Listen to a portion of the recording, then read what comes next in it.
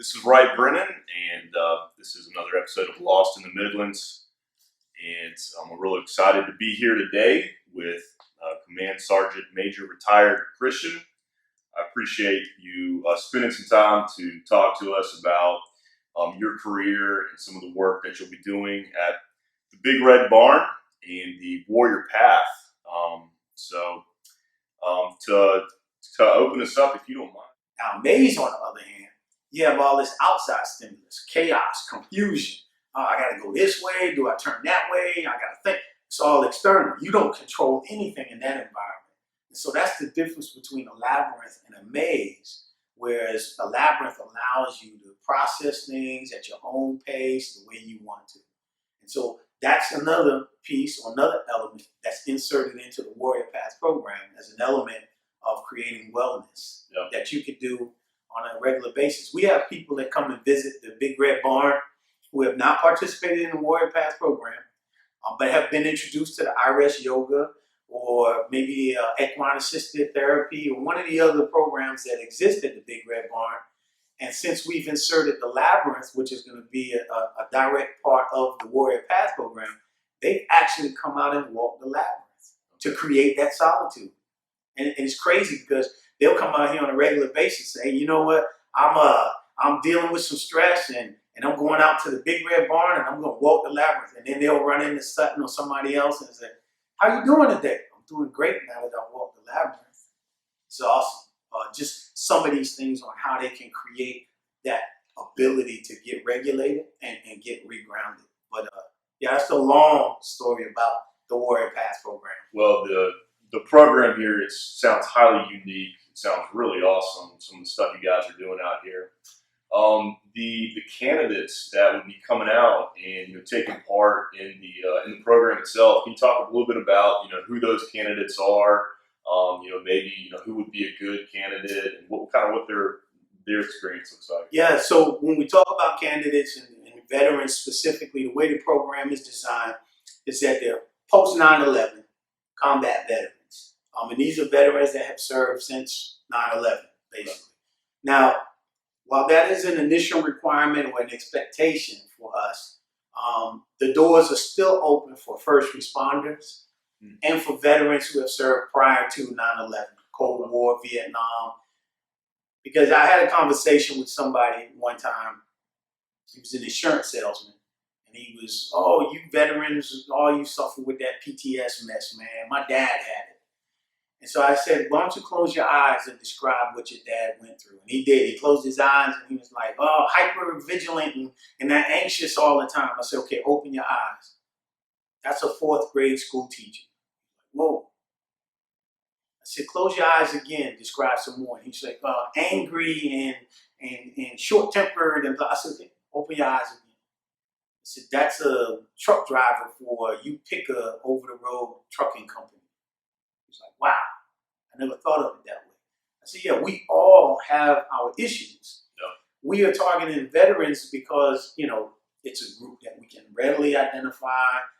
We've placed an amount of service requirement on them when they were in uniform. Yeah. And now that they're out, we want to give them an opportunity to still be serving to their communities. And they can do that if they can be a better version of themselves. Basically, just making today better than yesterday. So the doors for the Warrior PATHH program are open for post 9/11 veterans, first and foremost, but also for first responders and those that may not have served during 9/11. But again, specifically combat veterans is the target group initially, just because of our understanding of post-traumatic stress and the relationship that has with a veteran who served in combat. Wow. Okay, that's awesome. You guys really have a broad reach. Yes. To help a lot of people, it sounds like.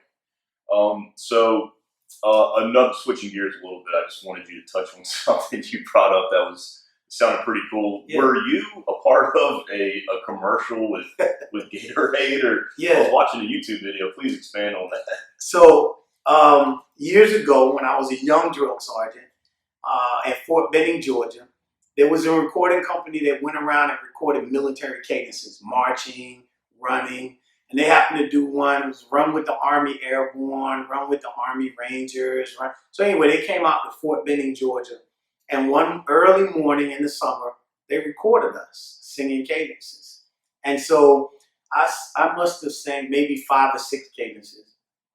And this was, I'm not going to say when it was, but it was a long time ago when I was a young drill sergeant. And they recorded it.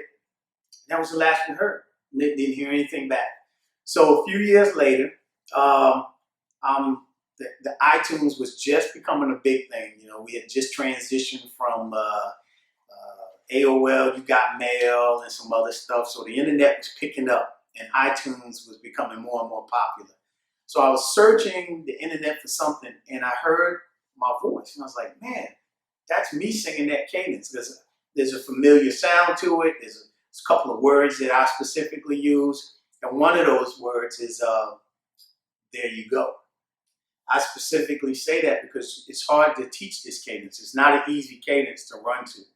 And so most soldiers, when I would train them, I'd have to go through a couple of verses. And then when they would catch it, I would say, there you go. So I heard myself say it. I was like, that's me. So my children was like, yeah, Dad, whatever. Yeah, that's you. So they kind of blew me off, and I lost it. I didn't know the save links and all of that back then. So fast forward a few more years, my son, he's now about 17 years old. He's a workout kind of guy. He wants to go run, and he's listening, looking for some music to listen to. And he captures the link again. Now we're beyond the iTunes, we're MP3. We're just moving on a whole nother level. And but he finds it, and he sends it to me. Now I'm in the mountains of Afghanistan, and he shoots me an email and says, hey, Dad, who is this? And so I pull it up, and I'm listening to it. And then, you know, all my guys hear me. He's like, no way, that can't be me. You know, I'm yelling out loud because he found the cadence again. And so anyway, this was about 2013. And in 2014, I was handpicked and selected to be the Commandant for the U.S. Army Drill Sergeant Academy that I told you about. So I went into that position, and ironically, it was the year of the celebration of the 50th anniversary of the Drill Sergeant program. So I walked into this celebratory period. The cadence now was more popular. It had been the commercial of Gatorade had used it in their Winning is Hard Work campaign. And so you have this Winning is Hard Work. It's got Derek Jeter, Serena playing tennis. It's got these soccer players. It's got all these different images, and it got hard work in the background.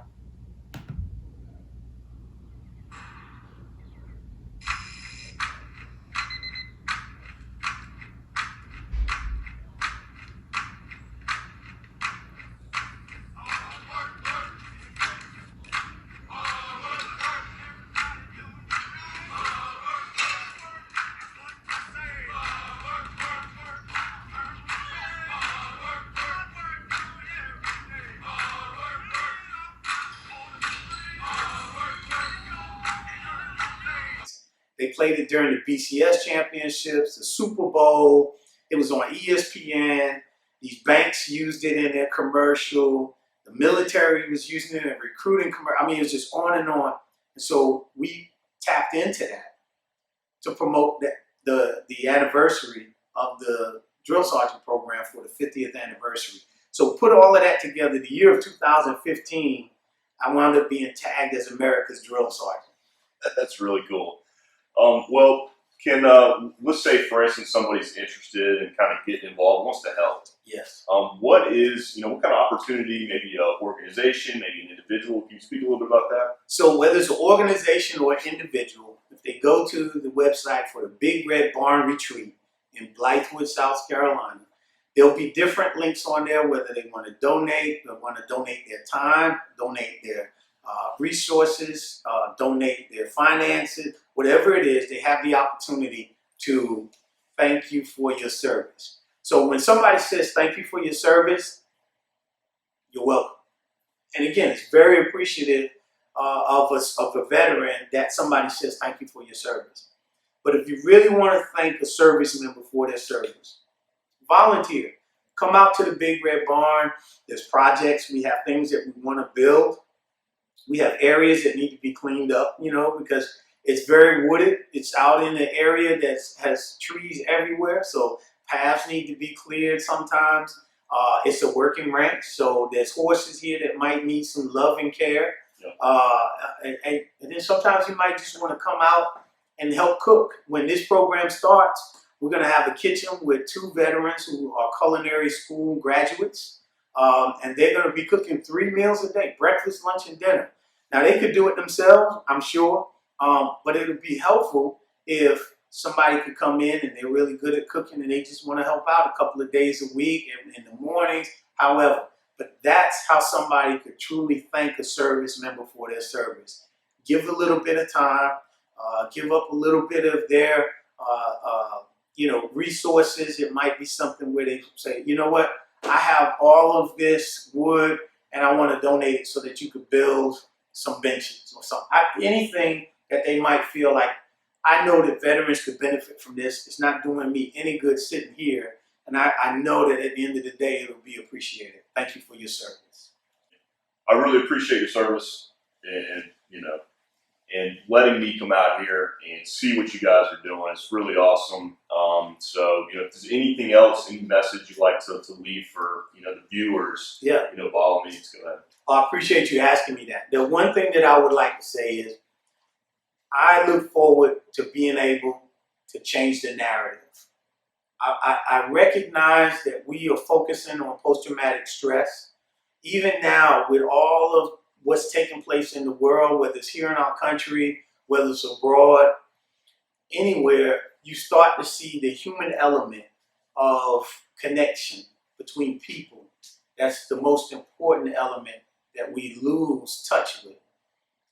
And I think part of that is if we focus on the victim, if we focus on the problem, if we focus on the broken victimization, the tearing down, the hurt, if we focus on that, that becomes the primary focus. But if we could begin to focus on how do we get better, or better yet, how do we get in front of this so we're not broken? How do we get in front of this so we don't hurt? We talk about this thing called post-traumatic growth. Now that begins to change the narrative because now I got your attention. I got this post-traumatic stress. I'm well aware of that. I'm well aware of suicide. I'm well aware of all of these things. What's this post-traumatic growth thing? What is that all about?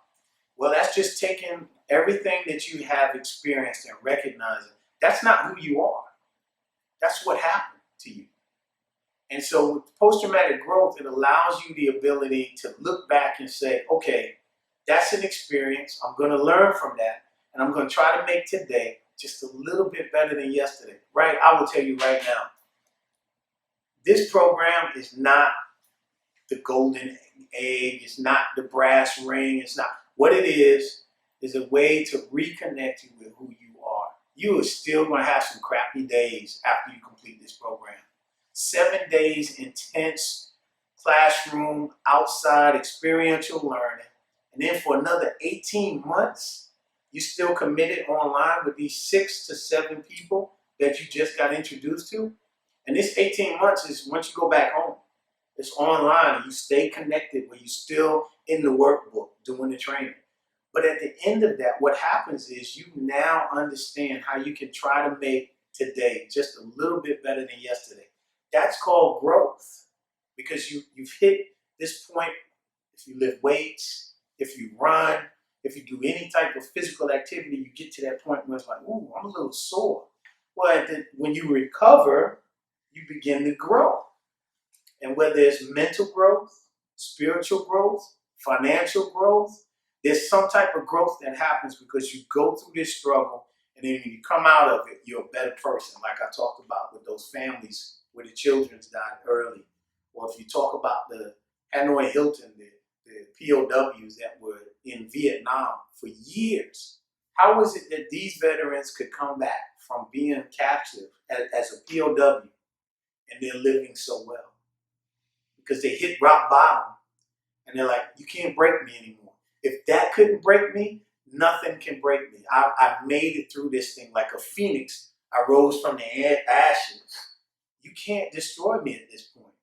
I'm almost invincible without being indestructible. I really feel good about who I am. That's what this program and programs like it try to achieve.